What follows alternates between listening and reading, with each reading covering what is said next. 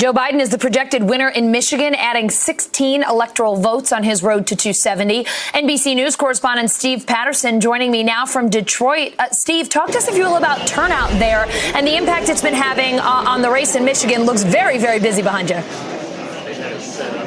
You know, I think turnout is probably the biggest story of this election here in Michigan. It was expected to be depressed in certain areas. And remember, we're coming off of 2016 when turnout was the story. That was the thing that Democrats wanted to fix from last time to this time. That razor-thin margin was still haunting them. Less than 11,000 votes. Donald Trump took this state. So their efforts were on those areas to try to get out the vote as much as possible. And by all appearances, it was successful. The vote totals that are going to come out are going to be historic, both in the overall vote, likely over 5.2 million voters, and then in the absentee vote, likely over 3.2 to maybe even 3.3 or 3.5 million absentee ballots. Let's just talk about that for a second, because you're talking about a state that has never had to deal with that level of influx of ballots. Before coming into this week, they were projecting that it would take well into maybe Thursday, maybe Friday before they were even able to get close to a final tally. So the fact that we're talking about a projection the day after the election, that was never anything that was in the cards for the state of Michigan. So that is another win from the organization that has been on the ground here. And specifically, when you look at the fact that COVID has been spiking all over this state. In some areas in Detroit, the average age of a poll worker, a veteran poll worker, somewhere around 70 years old. Some of those people did not have the opportunity to be poll workers because they were worried about their health. Others passed away from the virus. So there had to be a whole ramp up of staffing new election workers to come in and do the work that you see behind me to get all those ballots counted and sorted and sent out. And then when you factor that in with the get out the vote, it really was an incredible operation, both by poll workers and the Democrats who focused on those city centers.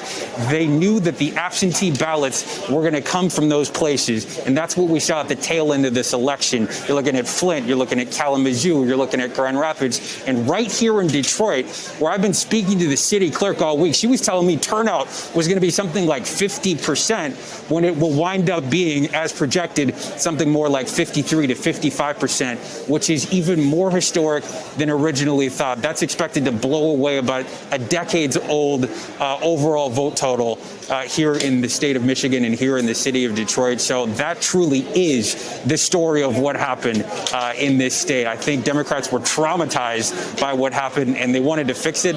And by all estimations, it seems like they did. The Secretary of State, want to say this, still warning that the final vote probably not likely, again, until the end of the week, but they have passed a threshold where we're able to project that unofficial vote and have that projection. But she is still issuing patience. They want to make sure that this operation continues to run so they can count every single vote. That has been a big promise from the Secretary and something that they want to hold on to moving forward, even after the projection is already in. Allison? Steve, I know the turnout is the headline there, of course, but I do have one other quick question for you. I understand police were called to the vote counting facility where you are right now. What happened there?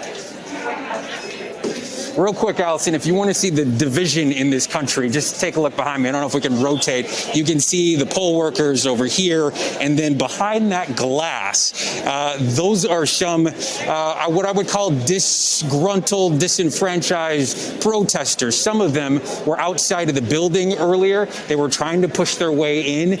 Some described themselves as election poll watchers, which is typical in a setup like this. When you're trying to tally the vote, you have a certain number of nonpartisan watchers. You have a certain number of certified party watchers.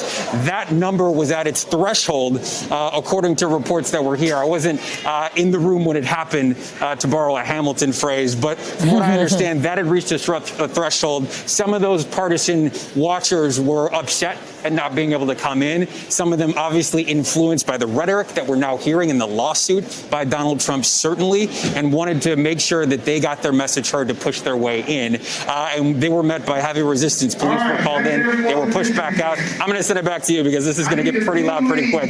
But that's the story here, Allison. All right, Steve, thank you so much. And you still get credit even if you're in the room after it happened, for sure. Thanks. Thanks, Steve.